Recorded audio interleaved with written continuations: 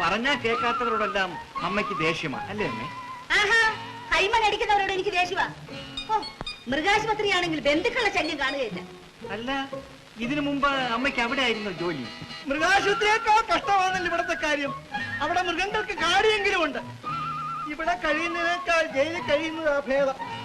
ആ, ജയിലിൽ പോകേണ്ടവരൊക്കെ ഇപ്പൊ ആശുപത്രിയില്ല. സത്യം പറഞ്ഞാൽ എല്ലാം ദൈവത്തിന്റെ കൽപ്പന പോലെയാണ് നടക്കുന്നത്. ദൈവം ഒരുത്തനെ സൃഷ്ടിക്കുമ്പോ പറയും, എടാ നീ ഇത്ര ചാക്ക് അരി തിന്നണം, ഇത്ര ചാക്ക് ഗോതമ്പ് തിന്നണം, ഇത്ര സേർ പാല് കുടിക്കണം, ഇതെല്ലാം കൂടെ കുടിച്ചും തിന്നും നല്ല വളമാക്കി മണ്ണിലേക്ക് തള്ളണം. ഫിലിപ്പോസിയേട്ടന്റെ കോട്ടയിൽ അരി തീർന്നപ്പോ ദൈവം പറഞ്ഞു, എടാ ഫിലിപ്പോസേ നിന്റെ അരി തീർന്നു, നിനക്കിനി ഗോതമ്പ് മാത്രമേ ഉള്ളൂ, പ്രമേഹം പിടിക്കും എന്ന്. ഫിലിപ്പോസ് മുതലാളിയുടെ അരിയുടെ കാര്യം ദൈവം പറഞ്ഞു. പറഞ്ഞു കാണും. ഇനി ഗോതമ്പും കൂടി തീരുമ്പോ ആള് ക്ലോസ്.